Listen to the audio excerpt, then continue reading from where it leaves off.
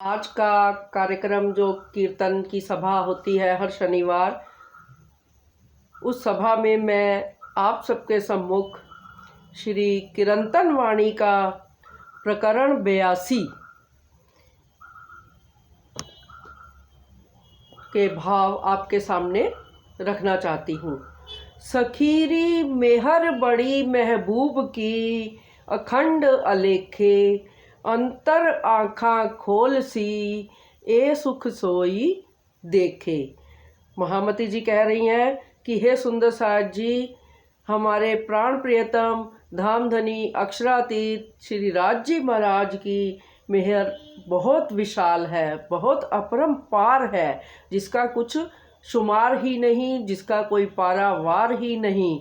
वो अखंड है, अखंड अर्थात अनवरत चलती रहती है। बढ़त बढ़त मेहर बढ़े और बढ़ती भी रहती है। जिस उस ऐसी मेहर का, धामधनी की मेहर का कोई भी पारावार नहीं है। और उनकी मेहर को कौन अनुभव करेगा? अंतर आँखा खोल सी, ए सुख सोई देखे। जो अपने हृदय की आँखें, अंदर की आँखें खोलेगा, आत्म के चक्षुओं को खोलेगा, वही धामधनी की मेहर का अनुभव कर सकता है। अब अंतर आँखें खोलने से क्या अभिप्राय? क्या आत्मा के भी नेत्र होते हैं?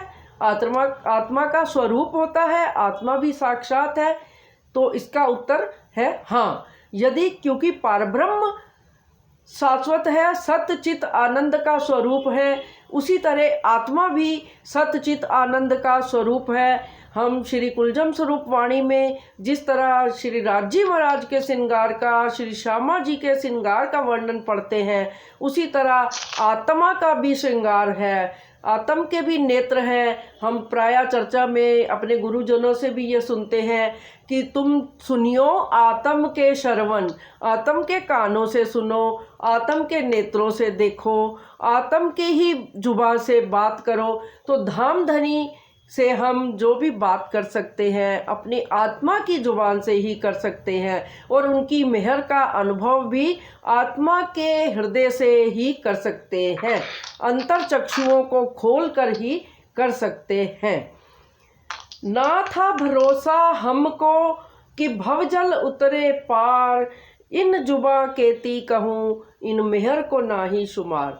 महामती जी कहती हैं कि इस संसार में ये भवजल, पिछले सप्ताह हमने मोहजल का वर्णन सुना था कि कितना विस्तार है। 14 लोक, 5 तत्व, 3 गुण, ये सारा मोह तत्व में ही, मोह रूपी सागर में ही समाया हुआ है।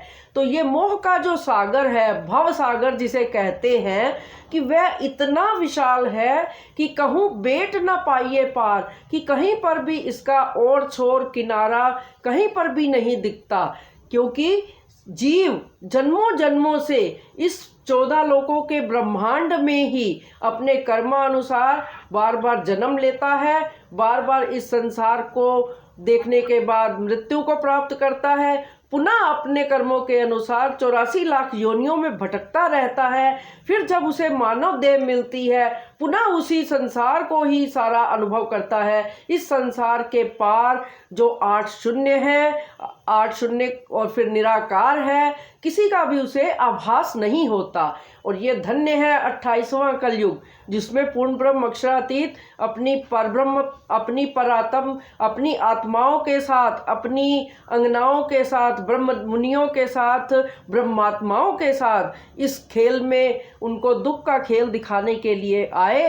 तो उन ब्रह्मात्माओं पर जो मेहर करी, उस ज्ञान को जो बताया, वो ज्ञान ब्रह्मात्माओं तो जागृत होंगी ही होंगी, सारा संसार भी उस ज्ञान का प्रकाश में प्रकाशित होगा और अखंड मोक्ष को प्राप्त करेगा। इन ना था भरोसा हमको कि भवजल उतरे पार, कि क्योंकि जीव कह रहा है, महामती जी अपने जीव की तरफ से कह रही हैं कि ऐसा लगता था कि इस संसार में आकर हम इतने गहरे सागर में डूब गए हैं कि हम कभी भी इस मोह सागर से पार नहीं हो सकते। किंतु इन जुबा केती कहूँ इन मेहर को नाई शुमार, मेरे धनी धाम की इतनी मेहर, इतनी कृपा, इतनी अनुकंपा रही, क्योंकि मैं रह न सकूं रूहों बिन, रूहें रह न सके मुझ बिन। धामधनी जी ने अपने हृदय में मेहर का सागर लिया तो ही ब्रह्मात्माओं को इस खेल में उतारा। इसलिए उनकी इस मेहर का वर्णन करना तो इस जुब्हा के वश की बात नहीं है। कई कोट किताब मेहर सागर में एक चौपाई आती है, श्री मोहम्मद का ए मोमिनो ए मेहर बड़ा सागर, श्री मोहम्मद का ए मोमिनो कई कोट करूँ किताब वर्णन तो भी, यानी करोड़ों किताबें भी लिख डाली जाए इस मेहर के आगे, तो इस मेहर का वर्णन इस जिह्वा से नहीं हो सकता। राजी महाराज की मेहर इतनी है, अन्यथा इस जीव की तो क्या औकात। यहाँ पे लक्ष्मी जी का जीव, विष्णु भगवान का जीव, कोई भी, यहाँ तक कि अक्षर ब्रह्म स्वयं भी जो परम धाम में रहते हैं वो भी उनकी आनंद की लीला को नहीं जान पाए थे। तो हम तो इस दुनिया के साधारण जीव भला पूर्ण ब्रह्म परमात्मा को कैसे प्राप्त कर सकते। उनकी तो रहनी ऐसी है, मेरे जीव की मेरे दिल की देखियो, दर्द ना कछु इशक, ना सेवा ना बंदगी एह मेरी बीतक। इसी प्रकरण की ये चौपाई है कि मेहर का शुमार तो कहा ही नहीं जा सकता। अगर हम अपने जीव के कर्मों को देखें तो ये धनी की मेहर तो इतनी अपार है। जे मैं देखा अपने कर्मा वल्ले ते कुछ नहीं मेरे पल्ले, जे मैं देखा उस दी मेहर ता फिर हो जाए बल्ले ही बल्ले। अर्थात यदि उसकी मेहर को हम अनुभव कर ले तो हमारा बेड़ा स्वतः ही पार हो जाता है। परब्रह्म आए ही इस दुनिया में इसलिए है कि वो अपनी मेहर के द्वारा, अपनी कृपा दृष्टि के द्वारा सारे संसार को भवसागर से पार करना है। मेहरे और धनी की मेहर से ही हमें परब्रह्म के इस ज्ञान का, धाम का, स्वरूप का, लीला का सब कुछ पता चला। अन्यथा हमारे जीव ने तो कोई इतनी कसनी भी नहीं की, हमको तो सहज में ही धाम धनी ने अखंड का ज्ञान अपनी मेहर से दे दिया। नहीं तो हम जैसे नरसिंह मेहता का नरसैया के वचनों की भी बात सुनते हैं तो क्या आता है कि उन्होंने इतनी तपस्या की कि भगवान शिव जी को प्रसन्न किया। तो भगवान शिव ने जब उनसे पूछा कि तुम्हें मैं क्या चाहिए, तो नरसिंह जी ने, भगत नरसिंह ने कहा कि मुझे आपकी जो सबसे प्रिय चीज़ है वो मुझे उस दर्शन करा दीजिए उस चीज़ का।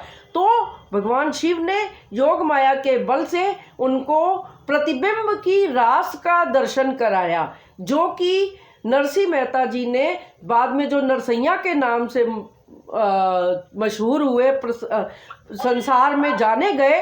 उन्होंने ध्यान की अवस्था में, उनके हाथ में जब वो ध्यान कर रहे थे तो मशाल लिए हुए थे। उनको उस रास के दृश्य ने इतना, वो उसमें इतना खो गए, उस बांसुरी की धुन में इतना खो गए कि उनका हाथ की मशाल भी जल गई। तो जीव जो तपस्या करके सिर्फ प्रतिबिंब की लीला को देख सकते हैं, तो हमारे जीव जिन पर ये ब्रह्मात्माएं आकर बैठी हैं, हमारा तो ऐसा मानना है कि हमारे ऊपर भी ब्रह्मात्मा आई हुई है। हम सबको ऐसा विश्वास कर लेना चाहिए। क्यों? क्योंकि धाम धनी की मेहर से हम सब इस अखंड के ज्ञान को सुन रहे हैं, जान रहे हैं और जान करके पूर्ण परमात्मा की पहचान कर रहे हैं। वरना जीव की तो कसनी जो है, जीव की कसनी करने का हमारे में बल नहीं है। तो इस प्रकरण की अंतिम चौपाई की तरफ मैं चलते हुए अपनी बात समाप्त करूंगी। हुक्म सरत इत आए मिली, जो फुरमाई थी फुरमान, महामत साथ को ले चले कर लीला निदान। हुक्म सरत इत आए मिली, राजी महाराज का जो हुक्म था, क्या हुक्म था कि ब्रह्मात्माओं को इस खेल में भेजना है, दुख के खेल द्वारा अपनी साहिबी और इश्क की पहचान करानी है। और शर्त क्या थी कि वो इस संसार में आने से पहले ही उन्होंने सब शास्त्रों में, सारे जो धार्मिक ग्रंथ थे, वेद, पुराण, शास्त्र, भागवत, गीता, बाइबिल, कोई भी ग्रंथ ऐसा नहीं है जिसमें पूर्ण ब्रह्म के आने की खबर ना लिखी हो और पूर्ण ब्रह्म की पहचान इशारों में ना लिखी हो। लेकिन वो पूर्ण ब्रह्म परमात्मा के आने के बाद ही दोनों का मिलन हुआ, हुक्म का भी, इशारतों का भी, सबका मिलन हुआ। तो जो उन्होंने कुरान में कहा था कि अंतिम 28वें कलयुग में ब्रह्म मुनि पर ब्रह्म का ही ध्यान करेंगे। तो श्री महामती जी कहती हैं कि मेरे धनी धाम के दुल्हा जो इस संसार में आए, हमारी खातिर आए, और अब वो मैं उनसे प्रार्थना करती हूँ कि इस खेल को ख़त्म करके और इस ब्रह्मांड को अखंड करके चलिए पुनः अपने परम धाम में चलिए, जहाँ कभी हम आपसे जुदा ना हो, और पुनः उन 25 पक्षों का आनंद हर पल हर घड़ी अष्टपहर 64 घड़ियाँ आपके साथ उन 25 पक्षों में, कभी जमुना जी में झीलना करें तो कभी हौज कौसर में घूमें, कभी फूल बाग की सैर करें तो कभी नूर बाग में जाएं, कभी माणिक पहाड़ में जाएं तो कभी पुखराज की तलहटी का आनंद लें। इस तरह से मेरी रूह चाहती है कि आइए मेरे धाम धनी, अब हम सबको अपने साथ पुनः उस परम धाम में ले चलें और इस ब्रह्मांड को अखंड मुक्ति प्रदान करें। बोलो श्री प्राणनाथ प्यारे की जय, बोलो श्री सतगुरु महाराज की जय। प्रणाम जी।